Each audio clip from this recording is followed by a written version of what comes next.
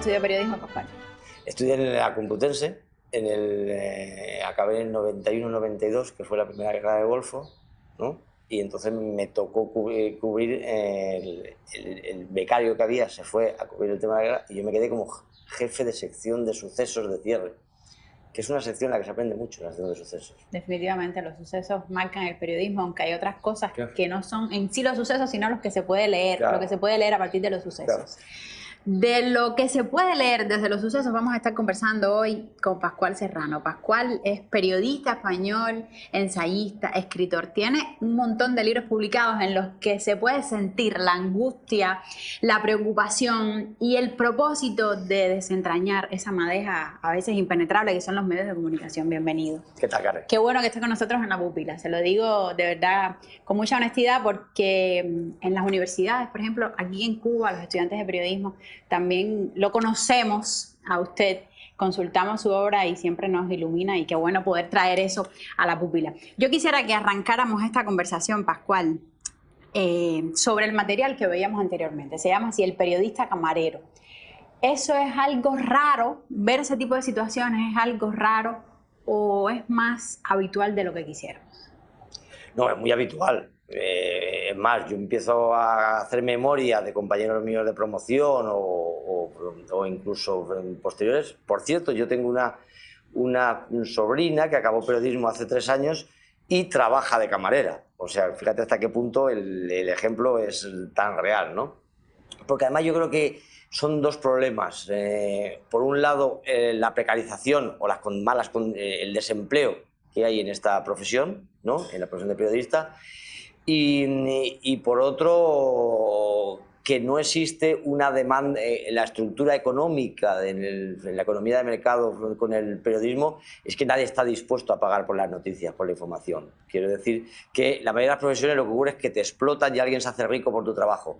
En el caso del periodismo es que no vale ni siquiera para que te exploten, porque tampoco creas riqueza ni siquiera para la empresa, porque la gente no está dispuesta a pagar por un reportaje en Siria, por un reportaje en Ucrania o por un trabajo de investigación al que hay que dedicarle una semana o 2, ¿no? Es decir, no generamos dinero, lo cual es un tema muy grave que hace replantearse el periodismo, pero más allá del sistema económico, ¿no? ¿Qué es lo que está pasando?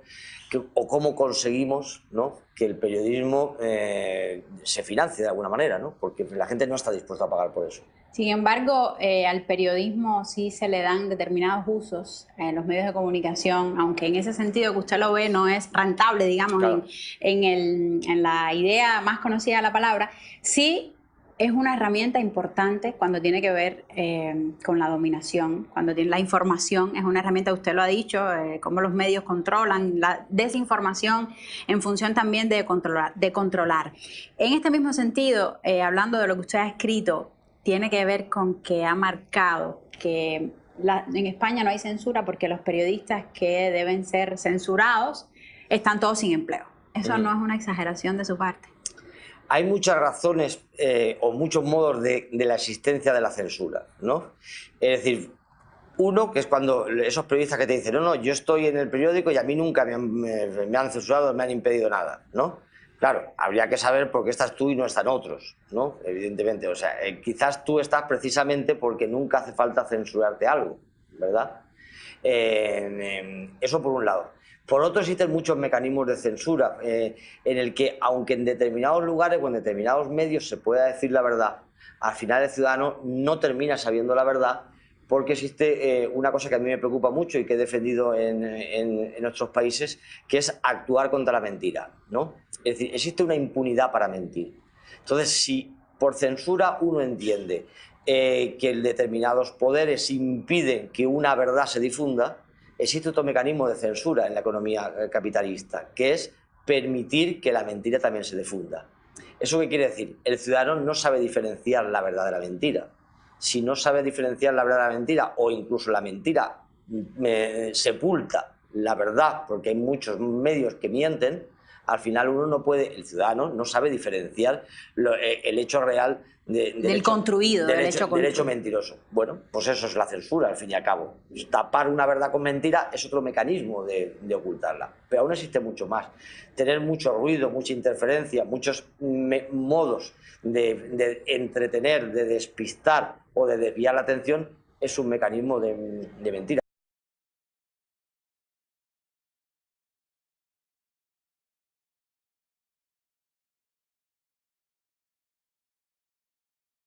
Yo utilizaba muchos símiles. Utilizaba, por ejemplo, ese símil en el que imagínate que estamos en una situación de una dictadura, entonces dos militantes en la clandestinidad, tienes que transmitirle un mensaje en su buzón de correo, le tienes que dejar una cita para quedar una noche en una situación de clandestinidad.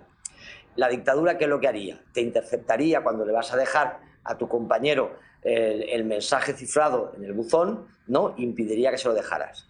La democracia, cuando ve que has dejado el mensaje, a continuación va y deja otros 100.000 mensajes en el buzón. Y entonces ya, sin necesidad de censurar el mensaje bueno, es difícil encontrar. El receptor ya no sabe cuál era el mensaje porque le han dejado el buzón con otros 100 mensajes. ¿Viste? Ese es el mecanismo moderno.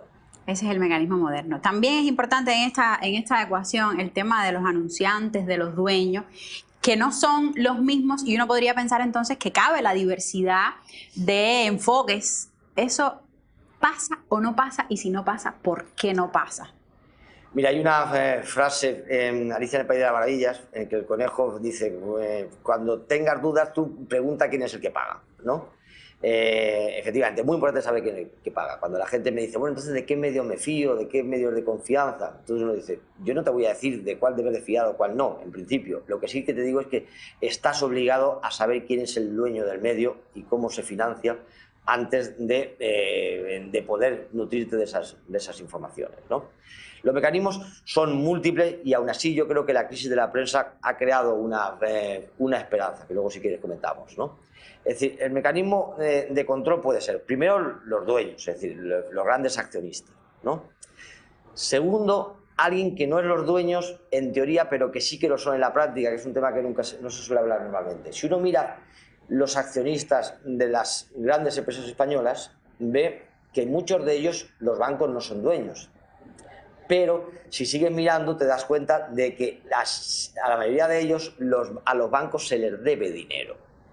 Existen algunos casos en que tú miras a los accionistas y no hay ningún banco, pero curiosamente en el consejo de administración de la empresa sí que se sienta el banco, ¿no? ¿Por qué? Porque a ese banco se le debe mucho dinero y una de las exigencias que ha puesto el banco es que quiere estar en el consejo para ver lo que se hace. Entonces tú miras la conformación del dueño y en el dueño no está el banco, pero luego sí que le debe. El caso Prisa es un caso elocuente, ¿no? De un momento, es decir, todos los accionistas, los fondos de inversión, el fondo de inversión que entró como nuevo accionista del banco, del grupo empresarial, donde decía el grupo Prisa, mira, ya hemos conseguido inversores por lo que teníamos una deuda. No consiguió inversores, eran los bancos a los que le debía el dinero, que al final dijeron, mira, vamos a ser dueños, porque en vista de que no nos pagáis, vamos a hacernos dueños, es decir, formalmente ya de parte del accionariado, ¿no? Es decir, hay un dueño muchas veces oculto, que es el banco acreedor, ¿no?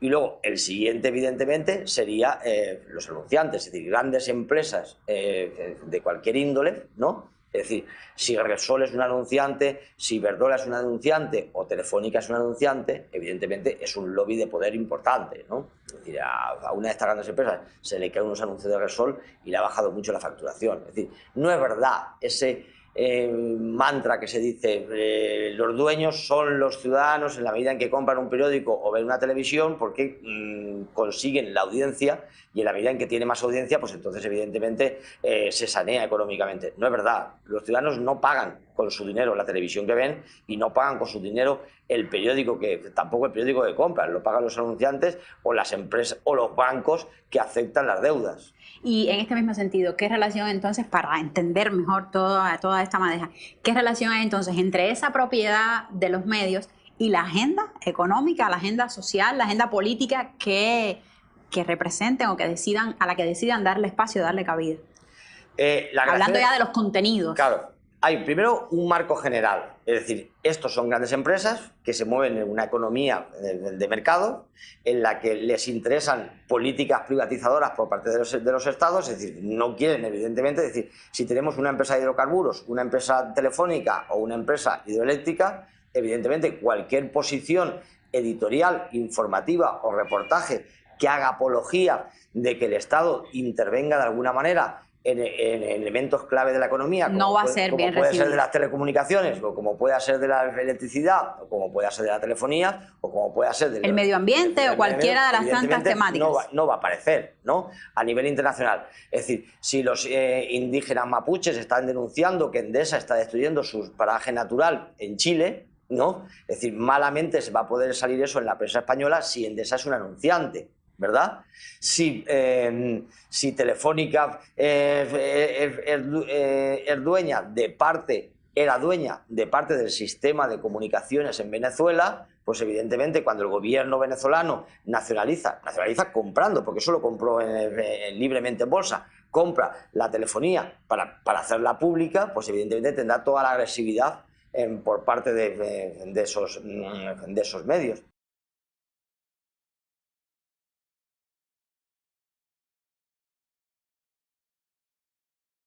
A mí una vez me preguntó un ministro cubano, con honestidad, pero yo creo, y sobre todo con ingenuidad, ¿no? Me preguntó, mira, Pascual, ¿y qué crees tú que podría hacer el gobierno cubano para que no fuera tan maltratado por el diario El País, y que dice El País cualquier otro de los dominantes, ¿no? Dijo, tiene una solución muy sencilla, es muy fácil que El País te trate bien. Usted lo único que tiene que hacer es privatizar su telefonía para que la lleve Telefónica, que es un accionista del País, privatizar sus hidrocarburos para que se los quede Repsol, que es uno de los anunciantes del País, privatizar su sistema de distribución de agua para que lo lleve una determinada empresa española que también será anunciante o copropietaria del País. Es decir, usted privatice todo eso, déselo preferiblemente a empresas españolas, amigas, accionistas o anunciantes del diario El País, y a continuación usted tendrá unos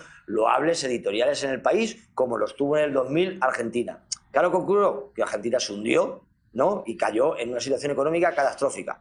Eso sí, ahora bien, tendrá unos estupendos editoriales del País. Vamos a hacer una pausa, un respirito. Vamos a tomarnos un respirito en esta conversación, Pascual, y también un café. ¿Le gusta el café? Sí, por supuesto. Vamos a tomarnos un poquito de café. Usted en su casa hágase uno, que siempre el café es un buen acompañante, un buen cómplice en estas conversaciones. En lo que dura el café, vamos a ver un material que complementa, que dialoga muy bien con todos estos asuntos de los que hemos estado conversando. No terminamos aquí. Tenemos, Pascual, para un poquito más rato.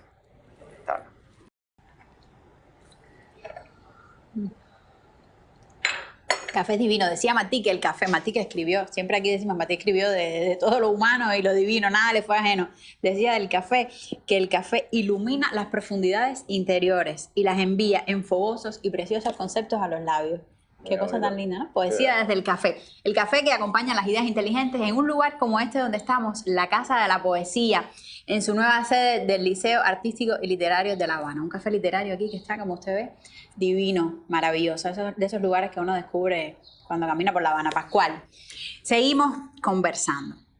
Y quiero que lo hagamos a propósito de algo que se ha manejado bastante, que dice que ya no existen medios de comunicación progubernamentales, sino gobiernos promediáticos. Y parece como un trabalenguas, pero no lo es tanto. ¿Eso es así? ¿Usted está de acuerdo con eso? ¿Cómo entenderlo o cómo desmenuzarlo si es que la afirmación es cierta? Mira, hay un tópico que se utiliza mucho en nuestros países que es el de los medios públicos, llamarles socialistas, y a los medios privados llamarlos independientes, ¿no? Entonces yo he intentado mucho desmontar esa tesis porque es absolutamente falsa, ¿no? Primero porque se puede tener un medio público, ¿no? Que puede ser estatal o que puede ser colectivo, con independencia, siempre y cuando tú tengas un consejo editorial o un consejo asesor suficientemente plural, que recoja muchas sensibilidades, que recoja los sindicatos, que recoja varios sectores. Y luego es absolutamente mentira que el medio privado es independiente, porque tiene unas servidumbres hacia su dueño que muchas veces son mayores que las del gobierno. Entre otras razones, porque el gobierno en una democracia siempre será, y el Estado siempre será representativo de una sociedad, y el dueño de una televisión no es representativo de una sociedad. Mira, te voy a contar un ejemplo de cómo terminan siendo más independientes muchas veces una televisión, por ejemplo, una televisión estatal de una privada. Cuando ustedes recordarán el caso de Berlusconi, cuando era primer ministro en Italia, entonces él controlaba todas las televisiones. Las públicas porque era el primer ministro y las privadas porque era el dueño, porque era el propietario de Mediaset, la empresa que controla muchas televisiones, incluidas algunas españolas, ¿verdad? Bien, salió uno de sus escándalos, de sus enésimos escándalos, que fue cuando esa fiesta que hacía con prostitutas en su mansión de Cerdeña, ¿no? En el que iban muchos dirigentes y tal. Entonces, la gran exclusiva periodística, ¿cuál era ahí? Conseguir una de esas prostitutas para entrevistarla, ¿verdad? Bien, él intentó a toda costa que no fuera ninguna, que no entrevistara a ninguna de ellas en ninguna televisión. Pasaron meses y al final, como el séptimo mes, hubo una televisión que sí que logró, no encontrarla, digo, vencer todos los obstáculos, ¿no? Para poder llevarla a un plató y entrevistarla. ¿Quién la entrevistó? Una televisión pública italiana, es decir, Rai 3. Es decir, una televisión pública italiana pudo vencer los intentos de censura del primer ministro italiano. En cambio, las televisiones privadas que eran propiedad de Berlusconi no pudieron vencer, como es evidente, los controles de censura de su propietario. Es decir, existen más vías de burlar una censura o de pluralidad en una pública que en una privada, ¿no? Pero es que además en España, por ejemplo, se está viendo cómo los gobiernos neoliberales están consiguiendo influenciar en los medios privados más que en los públicos. En los privados tú les controlas mediante publicidad institucional, de grabaciones fiscales, políticas de incentivos, de ayudas a la inversión, de becas de los estudiantes, mecanismos para desviar fondos a los privados. Porque los privados tienen menos mecanismos de control que los públicos. Los públicos tienen que rendir cuentas. Son auditables, claro, de muchas maneras. Pero tú no puedes controlar, auditar del mismo modo una empresa privada que una pública. Una pública puede llevarlo al Parlamento para discutir qué pasó, que esto lo dieron mal los sindicatos. Compara el poder que pueden tener los sindicatos en una televisión pública o en una televisión privada. Es mucho mayor. O sea, no es verdad, por tanto, que un privado es independiente y un público es oficialista. Usted ha dicho que en política existe el ni-ni, pero también ha escrito un libro que se llama así, Contra la Neutralidad, donde, hábleme un poquito de ese libro, marca la obra de 5 símbolos dentro del periodismo. ¿De quiénes estamos hablando? El libro trata de 5 periodistas o fotoperiodistas que yo creo que su calidad y su valor es absolutamente indiscutible desde cualquier óptica ideológica o política, y que no fueron neutrales. No fueron neutrales porque yo parto de que el periodista tiene que tener unos valores, tiene que tener unos principios, ¿no? Y solamente de principios y valores se puede interpretar y se puede analizar el mundo, ¿no? Pero que además uno de los discursos dominantes es que el periodismo es neutral, es objetivo, es imparcial, es aséptico, y eso es mentira. Eso es un uso que se hace por parte de los medios privados para poder decirle a la gente: olvídese usted de políticos, olvídese usted de partidos, no se preocupe, yo le voy a dar una información virginal, ¿no? Objetiva, neutra, con datos, con cifras, y a partir de ahí unos medios privados se convierten en agentes políticos de intervención, ¿no? Frente a unas opciones políticas que quedan desautorizadas como interesadas, mientras que el medio de comunicación dice que te va a dar la información neutral y tiene un mecanismo de intervención ideológica mucho más eficaz que el partido político y, por cierto, mucho menos legítimo, porque no está sometido a los controles democráticos de los partidos políticos. El libro analiza 5 periodistas, algunos conocidos en Latinoamérica, sobre todo Rodolfo Walsh, ¿no? Richard Kapuscinski, que creo que no es suficientemente conocido en América Latina, que es un periodista polaco, que es un referente en las universidades de Europa. Todos ellos están fallecidos. Richard Kapuscinski, que es el que cubrió los procesos de descolonización en América Latina, incluso en todo el mundo, puesto que está en los últimos, en la época de los 70, 80. Incluso hay un libro sobre los movimientos insurgentes en América Latina, que se titula Cristo con el fusil al hombro. Luego está John Reed también. Está John Reed, que yo creo que sí que es conocido de ustedes. De hecho, aquí ese libro mítico, que son los 10 días que esté mencionado al mundo, es de sobra conocido para el público cubano. Está Robert Capa, que es el fotógrafo, en el caso español, de la Guerra Civil, y que yo creo que es lo que le convierte en un símbolo en el fotoperiodismo. Y me queda al más desconocido de todos ellos, que es Edgar Snow, que es un periodista estadounidense que fue el primero que entrevistó y cubrió y informó al mundo de la revolución china, ¿no? Todos unidos bajo el criterio de que defendieron sus posiciones, claro, y nunca estuvieron... Efectivamente. Es decir, defendieron sus posiciones, nos ayudaron a entender elementos muy complejos y fundamentales del siglo XX, siguen siendo unos referentes del periodismo. Frente a este periodismo ahora superficial y trivial que ya ni siquiera sirve para envolver el pescado del día siguiente, sino que ya se acaba hoy mismo con Internet, es decir, sus libros se siguen distribuyendo y se siguen vendiendo. Luego, es el periodismo que interpreta la sociedad, que explica el mundo, que se pronuncia, que tiene valores y que tiene principios, ¿no? Es el periodismo que dura durante los años, que tiene su formato en libros, y que yo es el que sigo reivindicando. El tema es que, ya digo, es tan poderoso de que incluso, yo lo cuento muchas veces el ejemplo, es decir, si a un ministro o un diputado en mi país le dijera, ¿usted qué quiere? ¿Intervenir en el Congreso en su turno de réplicas o salirse fuera y que le haga una entrevista a la televisión? Diría, no sé, dejo a mi Congreso, ¿entiendes? Perfectamente, dejo el Parlamento y me voy fuera a una entrevista. Evidentemente es mucho más poderoso. Es decir, el tema es tan terrible que en este momento tiene mucho más poder un analista, un columnista o un tertuliano que no ha nombrado nadie, que no representa a nadie más que al poder económico que le ha contratado para esa empresa, que un ministro que tiene detrás el voto de 10 millones de personas. Yo he reivindicado eso muchas veces. Hasta el ministro que no sea de mi partido o que yo no comparta. Yo creo que está más legitimado en una democracia un ministro para dirigirse a la gente, parece razonable, ¿no?, que un tipo que es un columnista que lo ha decidido el dueño, el director de un periódico, que lo ha nombrado el dueño de un periódico cuya propiedad es del BBVA.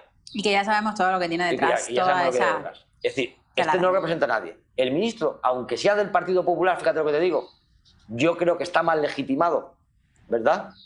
Es decir, que un analista, que seguro que también va a ser el Partido Popular, pero que además no lo hemos votado, ¿no? Esa es la grave aberración del periodismo que estamos sufriendo, que son agentes de intervención política sin los mecanismos de control democrático. En democracia tienes en un parlamento, los diputados hablan en función del tiempo del voto que ha tenido, votan, los resultados electorales de las votaciones dentro son en función del apoyo ciudadano, es decir, funcionan las instituciones, funciona la democracia. ¿Qué democracia hay en un sistema de mercado de medios donde los dueños deciden quién habla, quién legitima? Fíjate que hasta estoy en contra de un debate que hay en mi país de listas abiertas. Que dicen, vamos a poner listas abiertas, que los partidos no digan el orden de los diputados.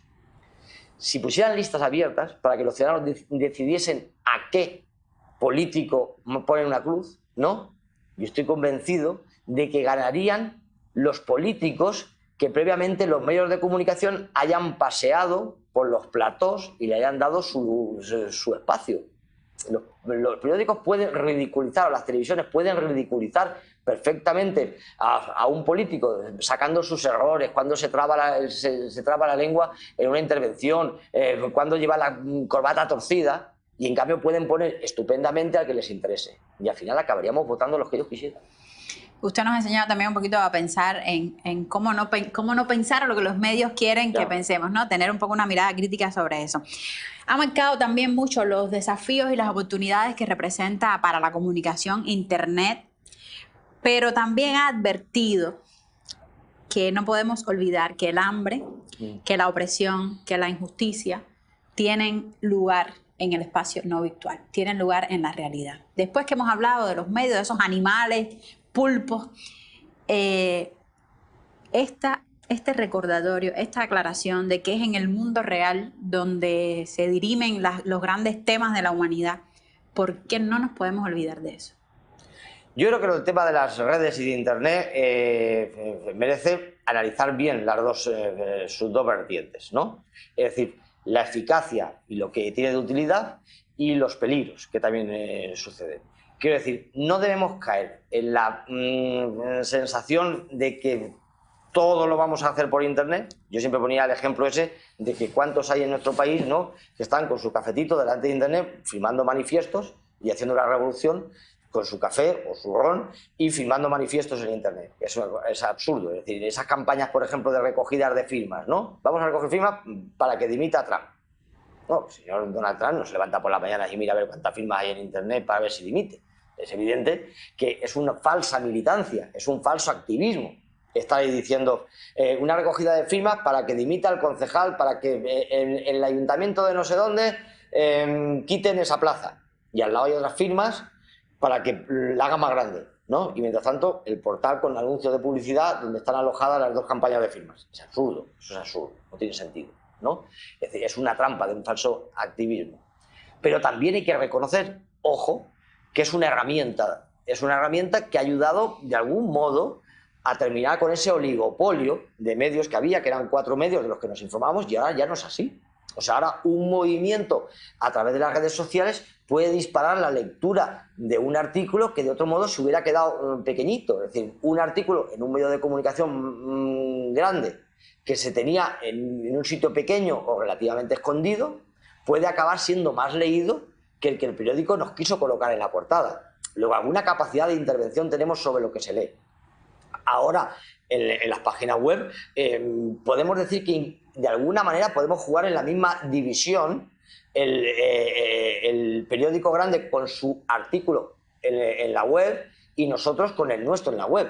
No es lo mismo, pero de alguna manera ya estamos jugando en una división. En un kiosco en España usted no encuentra un espectro de debate editorial de medios tan grande como lo hay en Internet. Y cuando estoy hablando de Internet no estoy hablando ni siquiera de un periodismo militante como el que en su momento teníamos en Rebelión. No, no, estoy hablando de periodismo de periodistas que cobran por su actividad, que mandan un enviado especial a Siria, que tienen un reportaje de investigación durante 15 días trabajado. Eso, en este momento, lo hay gracias a Internet, se difunde mucho gracias a las redes sociales y tiene unas cifras de acceso perfectamente homologables a las que puede tener un gran periódico. Es decir, sí que se pueden conseguir esas cosas.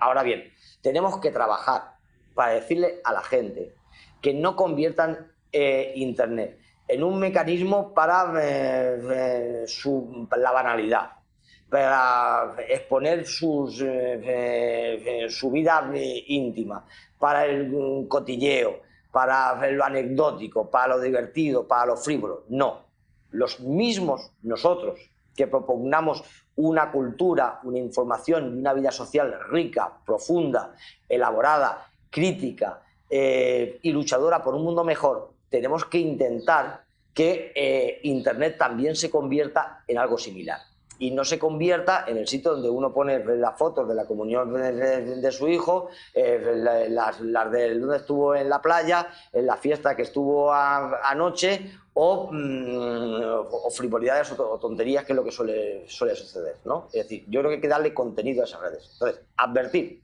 del falso activismo que puede suponer estar todo el día delante de un ordenador, las movilizaciones y la lucha, las organizaciones no son virtuales, las organizaciones políticas no son un grupo de Facebook, ¿no? Es decir, el hambre, el dolor, la violencia y la guerra no es virtual, es real. Y las movilizaciones se hacen en la calle, manifestándose y moviéndose, eso es verdad. Pero, sinceramente, creo que en cuanto a información, Existen muchas posibilidades que se abren con Internet y con las redes sociales, pero tenemos que saber manejarlas, incluso advertir muchas veces de algo que ahora en este momento es muy de actualidad en nuestros países y que yo advertí hace mucho tiempo, que es sobre las falsas noticias, es decir, sobre los bulos, ¿no? Es decir, debemos de intentar a toda costa que las mentiras que hasta ahora eran patrimonio solamente de los grandes poderes, nosotros no las hagamos también nuestras. Porque también nosotros, de nuestro activismo, de nuestro compromiso, muchas veces por falta de rigor, por falta de seriedad y por no contrastar, también difundimos mentiras. Y es muy importante dejar claro que desde nuestro espíritu crítico tenemos mucho más rigor, mucha más veracidad y mucha más credibilidad que los grandes medios. Muchas gracias, Pascual, por la entrevista, por la clase casi que nos ha dado. Sepa que esta es su casa. Trabajamos juntos, aunque tengamos por el medio del Atlántico. Muchas gracias. Muchas gracias, Carlos. Vuelva cuando quiera. A ustedes.